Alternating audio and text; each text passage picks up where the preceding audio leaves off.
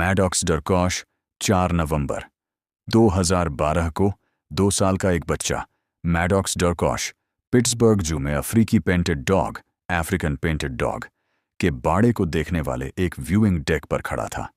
Deck पर एक railing लगी थी और वहां कई चेतावनी संकेत लगे थे जिनमें साफ लिखा था कि बच्चों को रेलिंग के ऊपर न उठाएं। लेकिन मैडॉक्स की मां ने उसे बेहतर देखने के लिए रेलिंग के ऊपर उठा लिया।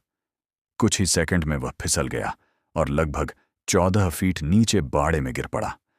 रेलिंग के नीचे एक जाल नेट लगा था, लेकिन वह केवल छोटी चीजें जैसे सनग्लास या फोन गिरने से पकड़ने के लिए बनाया गया था। मैडॉक्स उस जाल पर गिरा, लेकिन जाल ने उसे उछाल दिया और वह सीधा नीचे बाड़े में जा गिरा। वहां मौजूद 11 पेंटेड डॉग्स का झुंड तुरंत उसकी ओर भागा।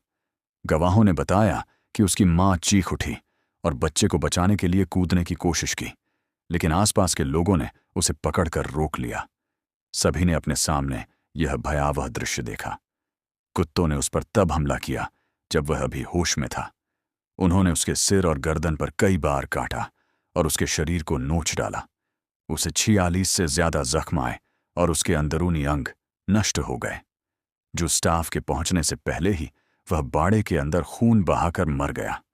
एक पुलिस अधिकारी ने अपनी बंदूक से गोली चलाकर एक कुत्ते को मार दिया ताकि हमला रुके, लेकिन बाकी कुत्ते हमला करते रहे। इस हादसे के बाद जबरदस्त बहस छिड़ गई।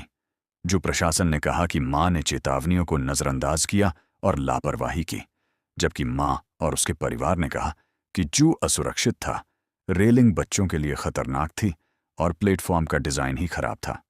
दोनों पक्षों ने एक दूसरे के खिलाफ कानूनी कार्रवाई की।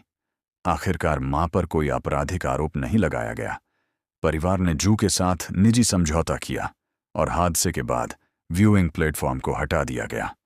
जहां तक पेंटेड डॉग्स की बात है, केवल वह एक कुत्ता मरा जिसे पुलिस ने गोली मारी थी। बाकी कुत्तों को बाद में अलग अलग जू में भेज दिया गया।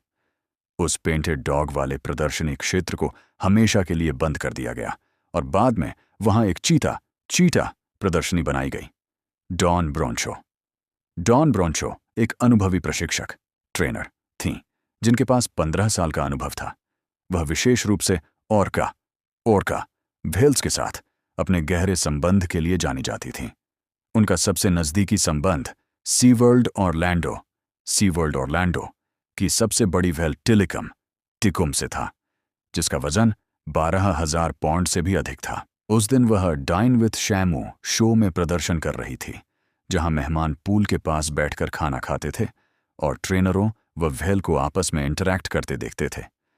शो के अंत में डॉन एक उथले किनारे पर लेट गई, बिल्कुल टिलिकम के पास, और रूटीन के हिस्से के तौर पर उसके सिर को सहला रही थी। फिर अचानक बिना किसी चेतावनी के उसने उसे पकड़ लिया और पानी में खींच लिया। पकड़ इतनी तेज और जबरदस्त थी कि किसी के पास प्रतिक्रिया देने का समय नहीं था।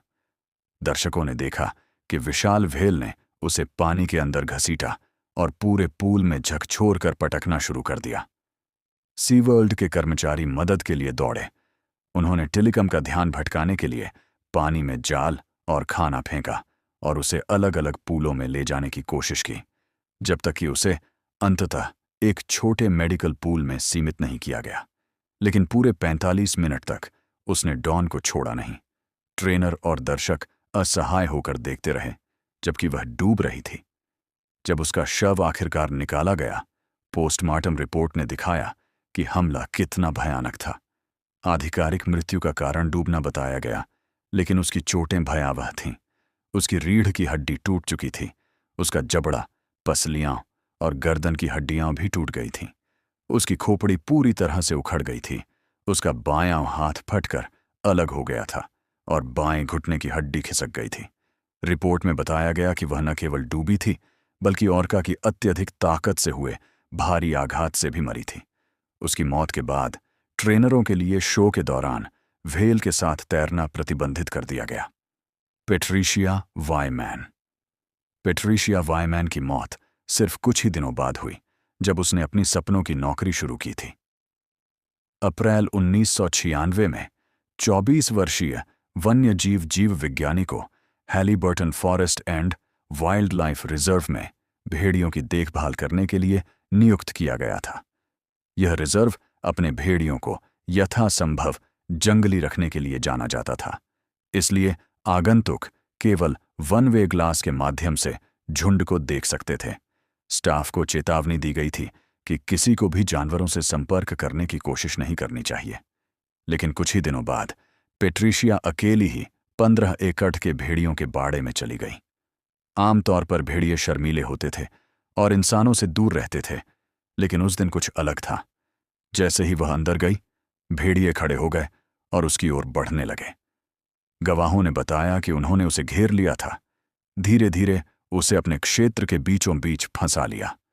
शायद पेट्रिशिया को एहसास हो गया था कि वह खतरे में है, लेकिन इससे पहले कि वह भाग पाती, वह एक गिरे हुए पेड़ पर ठोकर खा गई।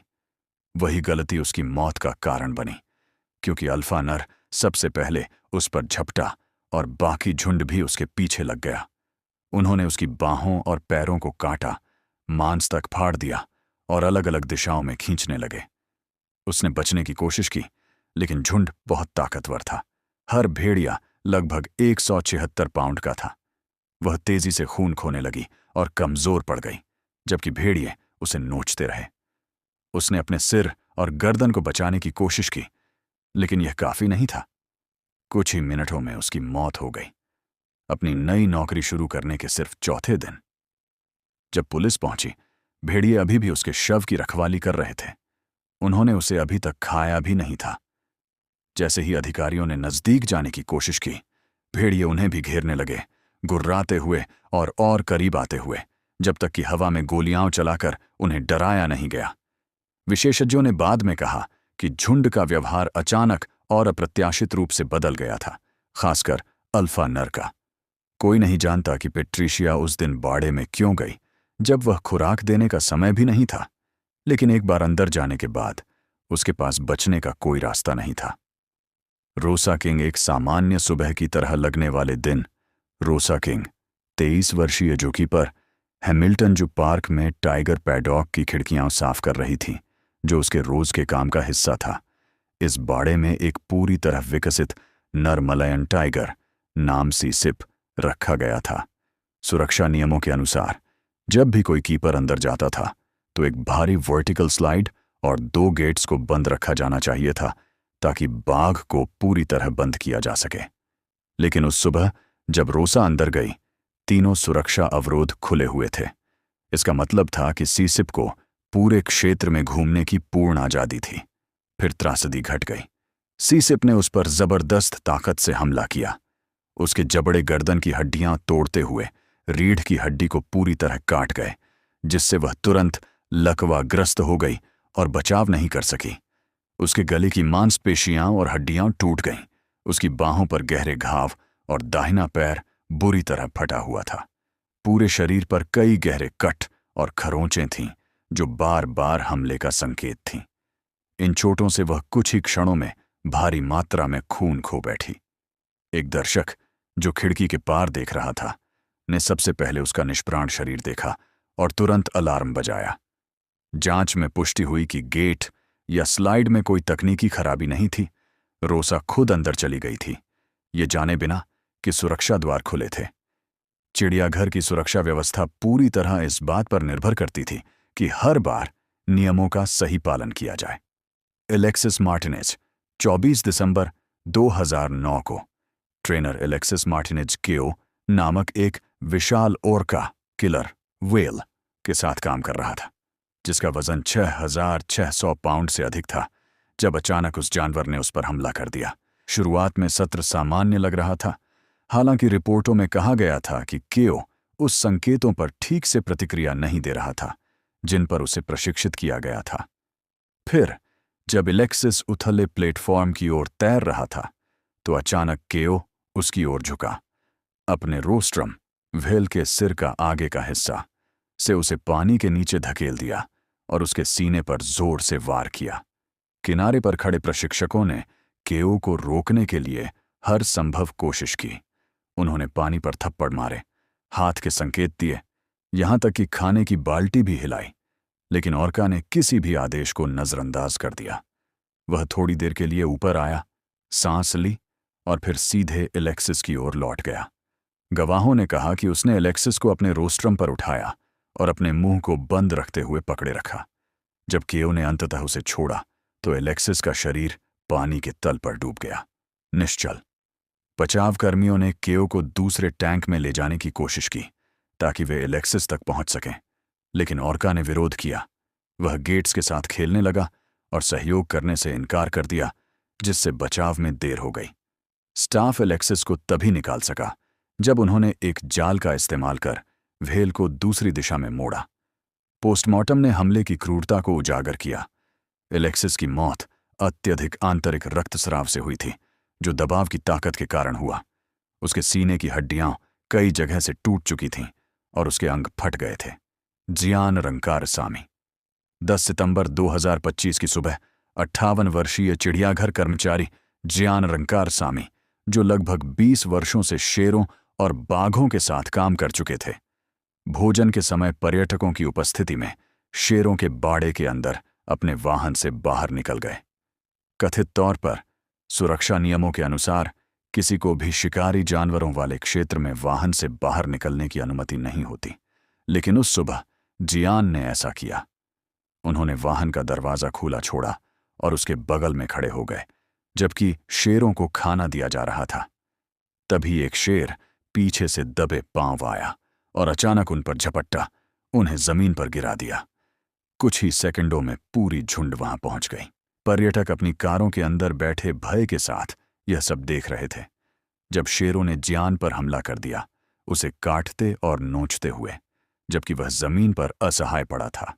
कुछ लोगों ने घबराकर अपनी कारों के हॉर्न बजाए ताकि शेर डर जाए, लेकिन शेरों ने शोर को पूरी तरह नजरअंदाज कर दिया। हमला करीब 15 मिनट तक चला, तब जाकर मदद वहां पहुंची। जब बचावकर्मी पहुंचे और जियान के शरीर को बाहर निकाला तो चोटें बेहद भयानक थीं। उसका सीना फटा हुआ था, उसकी गर्दन और एक पैर टूट चुके थे और पूरा शरीर गहरी काटने और पंजे मारने के घावों से भरा था। उसे तुरंत इंटरोट अस्पताल पहुंचाया गया, लेकिन डॉक्टर केवल उसे मृत घोषित कर सके। पुलिस और वन्यजीव अधिकारियों ने जांच शुरू की कि जियान ने वाहन से बाहर कदम क्यों रखा। कुछ का मानना था कि यह गलती या ध्यान भटकने के कारण हुआ, जबकि उसके परिवार का कहना था कि वह बिना वजह कभी सुरक्षा नियमों का उल्लंघन नहीं करता था। उसकी पत्नी ने कहा कि वह हमेशा दिशा निर्देशों का पालन करता था और जानवरों से परिवार जैसा प्यार करता था। उसके भाई ने बताया कि जियान अपनी रिटायरमेंट से केवल कुछ महीनों की दूरी पर था। नोरदान बिन मोन्टांग। 13 नवंबर 2008 की दोपहर को 32 वर्षीय नोरदान बिन मोन्टांग, जो सिंगापुर जू में मलेशियाई सफाई कर्मी था, उसने बैरियर पार किया और सफेद बाघों के बाड़े में कूद गया। देखने वालों ने बताया कि उसके हाथ में झाड़ू और एक पीली बाल्टी थी और वह चिल्लाता हुआ अंदर जा रहा था। शुरू में दर्शकों ने सोचा कि यह किसी शो का हिस्सा है और उन्होंने देखा कि 3 सफेद बाघ धीरे धीरे उसकी ओर बढ़ रहे हैं। तभी उनमें से एक बाघ उसके पास आया और अचानक उस पर झपट पड़ा, जिससे वह जमीन पर गिर पड़ा। नोरदान ने खुद को बचाने की कोशिश की, यहां तक कि उसने बाल्टी को अपने सिर के ऊपर ढाल की तरह उठा लिया, लेकिन यह बेकार साबित हुआ।